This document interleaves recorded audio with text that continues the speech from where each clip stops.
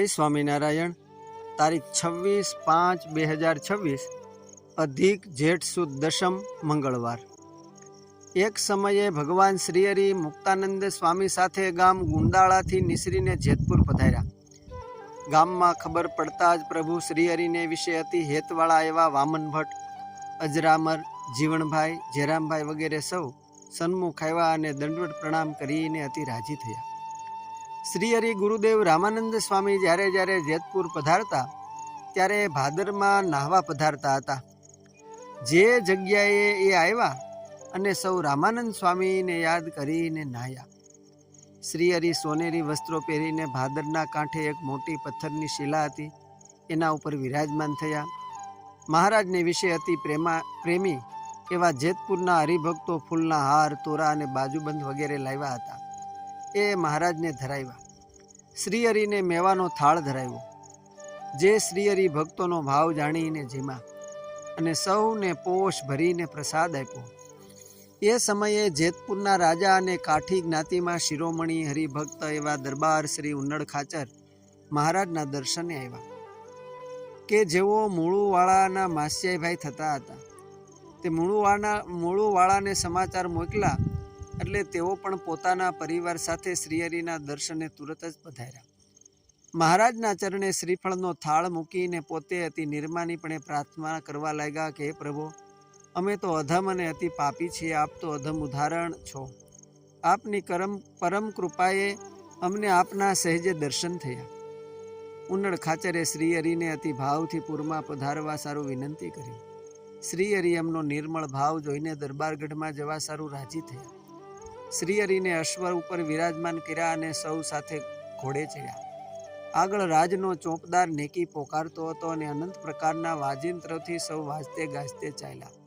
સૌ કોઈ ઝાંઝ, પખાંજ વગેરે વગાડતા થકા ધૂન અને ધોળના રાગના કીર્તન ગાતા હતા। જ્યારે સૌ કોઈ જેતપુર ગામના ગોંદરે પહોંચ્યા ત્યારે એક આરબની બેરખ ત્યાં આવીને દૂરથી શ્રીહરિને પ્રણામ કરીને ઊભી રહી। તેઓ કમરે બાંધેલ જમૈયાને મ્યાનમાંથી બહાર કાઢીને ઊંચા હાથ રાખીને પોતાની અરબી ભાષામાં કુરાનના કલમાઓ બોલતા થકા નાચવા લાગ્યા। શ્રીહરિની આવી અદ્ભુત શોભા જોઈને નગરના સૌ નરનારી મેળી ઝરૂખે દર્શન કરવા ઊભા હતા। દરબાર વાઘજીભાઈ શ્રીહરિને છત્ર ધરી રહ્યા હતા। મુકુંદાનંદ બ્રહ્મચારી શ્રીહરિને ચામર ઢોળતા હતા। દરબાર ઉન્નડ ખાચરે શ્રીહરિને પોતાના દરબારમાં પધરાવી પૂજન કરીને આરતી ઉતારી। બ્રાહ્મણોને બોલાવીને પવિત્રપણે રીંગણાના શાકને ઘીમાં વઘાર કરાવીને ભજીયા, વડા, મિષ્ટાન વગેરે રસોઈ કરાવીને થાળ જમાડ્યા। સૌ સંતો ભક્તોને પણ શ્રીહરિએ પોતે પીરસીને અતિ હેતે કરીને જમાડ્યા। જમીને મહારાજ અતિ રાજી થઈને ઉન્નડ ખાચરને રેશમી જરિયાની ફેટો મસ્તકે બંધાવ્યો। ત્યારે દરબારે પ્રાર્થના કરતા કહ્યું કે હે પ્રભુ, આ જેતપુર ગામ તો આપનું ગાદી સ્થાન અને ગુરુદેવ રામાનંદ સ્વામીનું છે, એટલે તમારે દર વર્ષે એક વખત તો ચોક્કસ પધારવું। આ દરબારગઢ અને અમને આપના સમજીને કાયમ કૃપા કરજો। શ્રીહરિ સુણીને સૌને ઉપદેશ દેતા થકા બોલ્યા, જે સત્સંગ રૂપી અમારું રાજ્ય છે, અમે તેમાં રાજ કરીએ છીએ અને દેશો દેશ ફરીને મુમુક્ષુજનોને ઉપદેશ કરીએ છીએ। ભક્તની જાતિ ઉત્તમ છે, વર્ણાશ્રમનો ધર્મ પળાવીને સૌને મોક્ષને માર્ગે ચલાવીએ છીએ। જમદૂતોના ધાડા રોજ ફરે છે, પરંતુ ધર્મરૂપી પુરમાં જે જનો રહે છે એને કોઈનો ભય રહેતો નથી।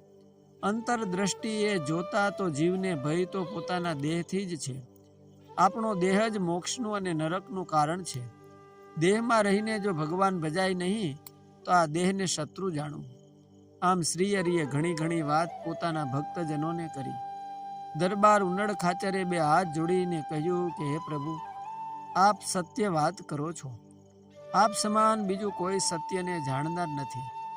એ વાત અમારા મનમાં અતિ દ્રઢ થઈ ગઈ છે। અસ્તુ જય સ્વામિનારાયણ।